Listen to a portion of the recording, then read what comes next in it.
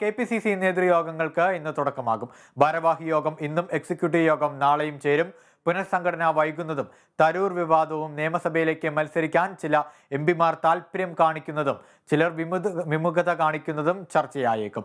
Booth തലം മുതലുള്ള പുനഃസംഘടന വേഗത്തിലാക്കുവാനുള്ള തീരുമാനങ്ങളും ഉണ്ടായേക്കും. ഒപ്പം KPCC ട്രഷററുടെ മരണവും തുടർന്നുള്ള പരാതിയും ചർച്ച ചെയ്തേക്കും. വിവരങ്ങളുമായി ശരത് കെ ശശി ചേരുന്നുണ്ട് തിരുവനന്തപുരത്ത് നിന്നും. ശരത്ത്, എപ്പോഴാണ് യോഗം ചേരുക? പ്രധാനമായി യോഗത്തിലെ അജണ്ടകൾ എന്തൊക്കെയാണ്?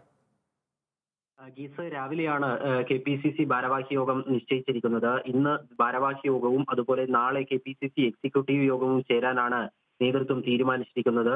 ഇതിൽ ഏറ്റവും പ്രധാനമായ സംഘടനാ വിഷയമായി ചർച്ച ചെയ്യാൻ വേണ്ടി പോകുന്നത് പുനഃസംഘടന വൈകുന്നതുമായി ബന്ധപ്പെട്ടിട്ടുള്ള കാര്യങ്ങൾ തന്നെയാണ്. KPCC പുനഃസംഘടന ഉടനടി താഴെത്തട്ടിലുള്ള പുനഃസംഘടന ഉടനടി പൂർത്തീകരിക്കുന്നതിന് വേണ്ടിയുള്ള തീരുമാനമൊക്കെ എടുത്തിരുന്നെങ്കിലും അത് പ്രാവർത്തികമാകാത്ത ഒരു സാഹചര്യമുണ്ട്. നിലവിൽ ഈ ബ്ലോക്ക് അതുപോലെ തന്നെ മണ്ഡലം DCC തലങ്ങളിൽ ഈ ഒരു പുനഃസംഘടന വേഗത്തിൽ പൂർത്തിയാക്കാൻ ലക്ഷ്യമിട്ടുകൊണ്ട് അതിന് മേൽനോട്ടം വഹിക്കുന്നതിന് വേണ്ടി ജില്ലാതല സമിതി രൂപീകരിച്ചുകൊണ്ട് ഇന്നലെ ഒരു തീരുമാനം KPCC കൈക്കൊണ്ടിട്ടുണ്ട്.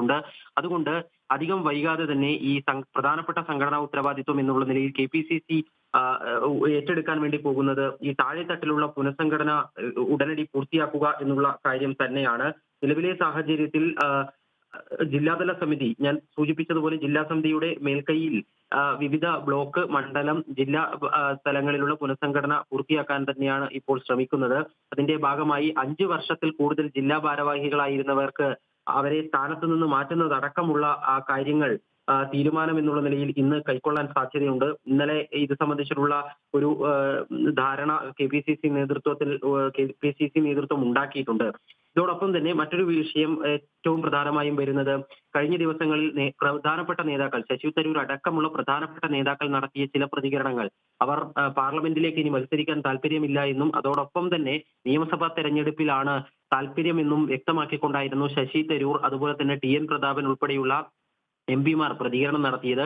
ഇത്തരത്തിൽ ഈ പാർട്ടി ലോക്സഭാ തെരഞ്ഞെടുപ്പുമായി ബന്ധപ്പെട്ട തയ്യാറെടുപ്പുകൾ നടത്തുന്നതിനും എത്രയോ മുൻപ് തന്നെ നേതാക്കൾ ഈ ഒരു തരത്തിലുള്ള പ്രതികരണം നടത്തിയതിൽ കഴിഞ്ഞ ദിവസം VD സതീശൻ അടക്കം അതൃപ്തി പരസ്യമായി പ്രകടിപ്പിക്കുകയും ചെയ്തിട്ടുണ്ട്.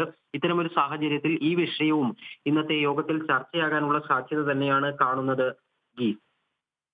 വ്യക്തമാണ്. KPCC നേതൃയോഗങ്ങൾക്ക് ഇന്ന് തുടക്കമാവുകയാണ്. ഭാരവാഹി യോഗം ഇന്നും എക്സിക്യൂട്ടീവ് യോഗം നാളെയുമാണ് ചേരുന്നത്. വിവാദങ്ങൾക്കിടയിലൂടെയാണ് യോഗം നടക്കുന്നത്. തരൂർ വിവാദവും അതോടൊപ്പം തന്നെ നിയമസഭയിലേക്ക് മത്സരിക്കുവാൻ ചില MPമാർ താൽപര്യം കാണിക്കുന്നതും ചിലർ വിമുഖത കാണിക്കുന്നതും യോഗത്തിൽ ചർച്ചയായേക്കും. ശരത്താണ് വിശദാംശങ്ങൾ നൽകിയത് തിരുവനന്തപുരത്ത് നിന്നും.